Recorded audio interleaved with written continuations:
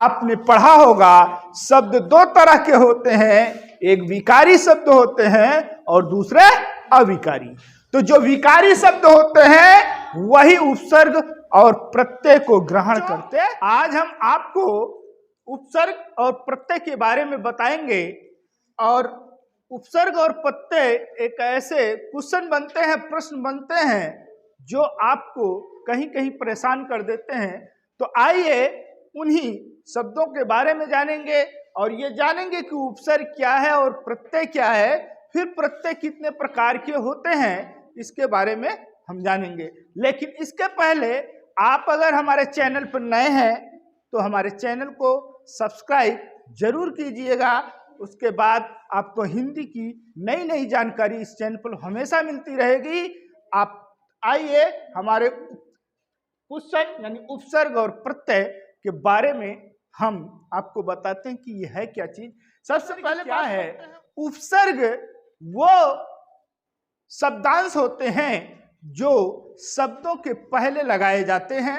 अर्थात कोई शब्द है, उस शब्द के पहले अगर कुछ शब्दांश लगा करके हमने उसके अर्थ में परिवर्तन कर देते हैं तो ऐसे शब्द को हम लोग उपसर्ग बोलते हैं या शब्दांश को उपसर्ग बोलते हैं।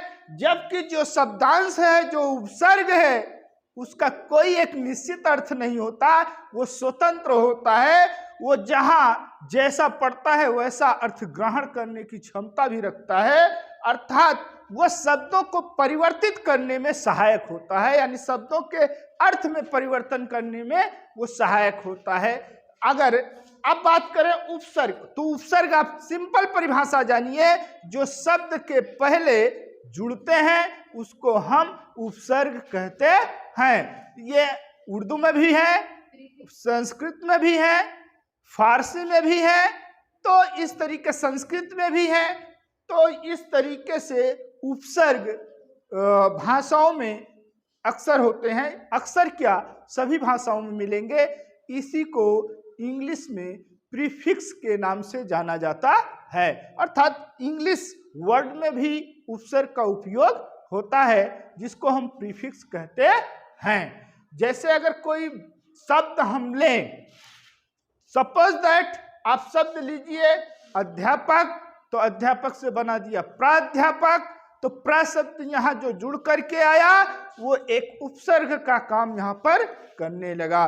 जैसे लिखा शासन, शासन के आगे हमने जोड़ा अनु शब्द, अनुशासन बन गया, तो अनु भी हमारा एक प्रकार का उपसर्ग कहलाएगा। तो इस प्रकार से हमने ये देखा शब्द से पहले जुड़ रहे हैं। जैसे अनु शब्द है, अनु में जोड़ दिया शासन, तो आपने ये देखा अनुशासन, अनुशासन में अनु शब्द जो जुड़ा हुआ है ये आपका उपसर्ग कहलाता है। इसी प्रकार से प्राध्यापक की बात करें तो इसमें जो है आपका प्र शब्द जुड़कर आया हुआ है।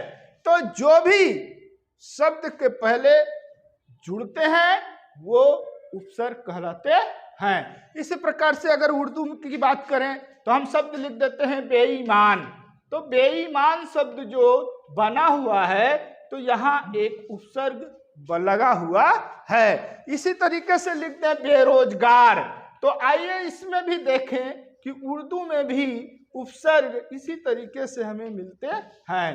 बे और बा दोनों में फर्क होता है। बेरोजगार कह देने से आप समझ गए होंगे कि क्या अर्थ होता है, लेकिन अगर हम कहते हैं बेरोजगार तो बा भी हमारा होता है उपसर्ग। तो अब इसका भी मीनिंग बदल जाती है। बेरोजगार का मतलब हुआ रोजगार के साथ। तो कहने का मतलब यहाँ बा जो है वो आपका उपसर्ग है। तो अब आपने अच्छे से जान लिया कि उपसर्ग क्या होते हैं, यानी शब्दों के पहले जो लगाए जाते हैं उसी को उपसर्ग कहते हैं। कभी कभी ये पूछेगा, चार शब्द दे देगा, तो अब पूछ लेगा कि उसमें उपसर्ग है कि नहीं। अभी जैसे मैं एक शब्द पूछा था दिखावा, दिखावा शब्द में उपसर्ग है कि नहीं, तो पता यह चला कि दिखावा शब्द में उपसर्ग नहीं है, इसमें तो आवा शब्द प्रत्यय लगा हुआ है।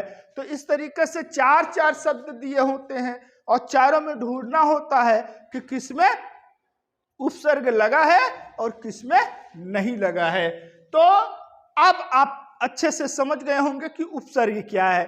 अब हम आते हैं प्रत्यय की बात करते हैं। प्रत्यय किसे कहते हैं? तो प्रत्यय भी उपसर्ग की तरह, यानी उपसर्ग शब्द के पहले लगता है और प्रत्यय जो होते हैं वो शब्द के बाद में लगते हैं। उसके शब्दों के रूप में परिवर्तन लाते हैं, उनके अर्थ में कुछ न कुछ परिवर्तन आ जाता है। ठीक, तो इस तरीके से प्रत्यय आपने जाना कि शब्द के बाद लगने वाले शब्दांश वो प्रत्यय कहलाते हैं। जैसे अगर हम बोलें, लिख दें कि पहलवान, एक शब्द लेते हैं पहलवान शब्द, तो इसमें आइए देखें कि हमारा प्रत्यय कौन सा जुड़ा हुआ है। तो पता ये चला कि ये हमारा प्रत्यय जुड़ा है और पहल मूल शब्द है। तो आप हमेशा ये ध्यान रखिएगा कि मूल शब्द की तलाश करना है आपको, और मूल शब्द में से ही पता चलेगा कि उपसर्ग कहाँ है और प्रत्यय कहाँ है। अगर आप मूल शब्द नहीं जानोगे तो प्रत्यय और उपसर्ग में भ्रमित हो जाओगे, यानी भ्रम में रहोगे कि क्या सही है क्या गलत है। तो आप मूल शब्द को अच्छे से जानिए, उसके बाद आप जानिए कि उपसर्ग लगा है कि प्रत्यय लगा है। तो यहाँ पहल शब्द जो हो रहा है वो मूल शब्द हो रहा है और इसमें वान शब्द जोड़ा जा रहा है। इस तरीके से आप एक शब्द लेते हैं ईमानदार, आइए इसमें देखें कि कहाँ प्रत्यय लगा हुआ है। तो पता यह चला जो यहाँ दार शब्द आया हुआ है वो आपका प्रत्यय है, ईमान मूल शब्द है। इस तरीके से जो शब्द के बाद में शब्दांश लगाए जाते हैं वही आपके प्रत्यय कहलाते हैं। उसके बाद अगर प्रत्यय की बात करें तो प्रत्यय जो होते हैं वो दो तरह के होते हैं। एक को हम लोग कृदंत प्रत्यय बोलते हैं और दूसरे को तद्धित प्रत्यय बोलते हैं। अगर इसके डिवीजन की बात करें तो प्रत्यय जो होते हैं वो दो तरह के होते हैं। एक को हम कहेंगे कृदंत प्रत्यय और दूसरे को कहेंगे तद्धित प्रत्यय। अब आप जान गए होंगे कि जो प्रत्यय हैं वो कितने प्रकार के हैं। तो आइए वो आपका कृदंत प्रत्यय और तद्धित प्रत्यय की बात करते हैं कि वो क्या है।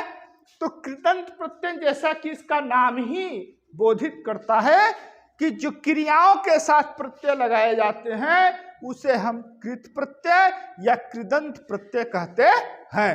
तद्धित प्रत्यय वे प्रत्यय होते हैं जो संज्ञा या विशेष, संज्ञा सर्वनाम विशेषण यानी किसी के साथ लगता है, ऐसे शब्द जो होते हैं वो तद्धित प्रत्यय के अंतर्गत आते हैं। तो ये भी विकारी होते हैं, वो भी विकारी है। तो ये ध्यान देना है कि जो विकारी शब्द होते हैं उनके साथ प्रत्यय या उपसर्ग का इस्तेमाल होता है। तो आपने देख लिया प्रत्यय क्या है। जो शब्दांश जो शब्द के पीछे लगाए जाते हैं उनके अर्थ में परिवर्तन लाते हैं, उनके रूप में परिवर्तन लाते हैं, ऐसे शब्द को हम प्रत्यय कहते हैं, शब्दांश को प्रत्यय कहते हैं। प्रत्यय दो तरह के होते हैं, एक को कृदंत प्रत्यय और दूसरे को तद्धित प्रत्यय कहा जाता है।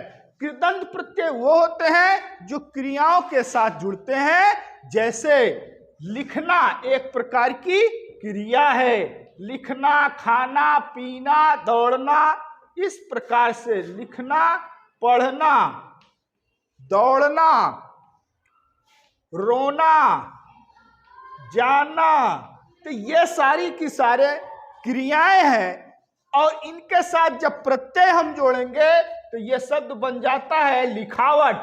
तो आइए देखें, ये आवट शब्द जो है ये प्रत्यय है, इसलिए लिख शब्द जो है हमारा मूल शब्द है और लिख क्रिया है, इसलिए लिखावट, पढ़ावट, पढ़ाई आदि में कृत प्रत्यय होगा। लेकिन अगर तद्धित प्रत्यय की बात करें तो तद्धित प्रत्यय वे प्रत्यय हैं जो संज्ञाओं के साथ लगते हैं। जैसे अगर हम लिखें गाड़ी, तो गाड़ी शब्द आप अच्छे से जानते होंगे, इसमें वाहन शब्द जोड़ दिया गया। अब बताइए, ये हो गया गाड़ी वाहन। तो ये गाड़ी शब्द संज्ञा है, जातिवाचक संज्ञा है, इसमें वाहन शब्द जोड़ दिया तो गाड़ीवान बन गया। अर्थात ये तद्धित प्रत्यय संज्ञाओं के साथ जुड़ते हैं तो उसको हम लोग तद्धित प्रत्यय कहते हैं। तो इस प्रकार से जो भी शब्द बनते हैं या तो वो अपने मूल रूप में होंगे, या तो किसी उपसर्ग से जुड़े होंगे, या तो किसी प्रत्यय से जुड़े होंगे, यानी उनके रूप में जो परिवर्तन होता है वो सारे के सारे विकारी शब्द के अंतर्गत आते हैं। तो आपने पढ़ा होगा शब्द दो तरह के होते हैं, एक विकारी शब्द होते हैं और दूसरे अविकारी। तो जो विकारी शब्द होते हैं वही उपसर्ग और प्रत्यय को ग्रहण करते हैं, और जो अविकारी शब्द होते हैं वो उपसर्ग और प्रत्यय का उनका कोई लेना देना नहीं है। तो आइए, अगर आप समझ लिए हैं उपसर्ग और प्रत्यय को, और आपको अगर कुछ इस पर संदेह है या कोई क्वेश्चन पूछना चाहते हो तो निश्चित ही इस चैनल पर आकर आप कमेंट करोगे, मैसेज करोगे और उपसर्ग और प्रत्यय की अच्छी जानकारी आप प्राप्त उपसर्ग और प्रत्यय के बारे में जान लिए। और अगर इसको परिभाषित करना है और इससे जानना है तो इसकी अगली वीडियो का इंतजार आप कीजिए। आपको कंपटीशन से संबंधित हम ऐसे शब्द लाएंगे जो उपसर्ग और प्रत्यय को देख करके आप भ्रमित हो जाते हो, उनको भी आपकी जो डाउट है उसको हम पूरी तरह से क्लियर कर देंगे। तो आइए, हमारे चैनल को सब्सक्राइब और लाइक कीजिए, ज़्यादा से ज़्यादा शेयर कीजिए। धन्यवाद।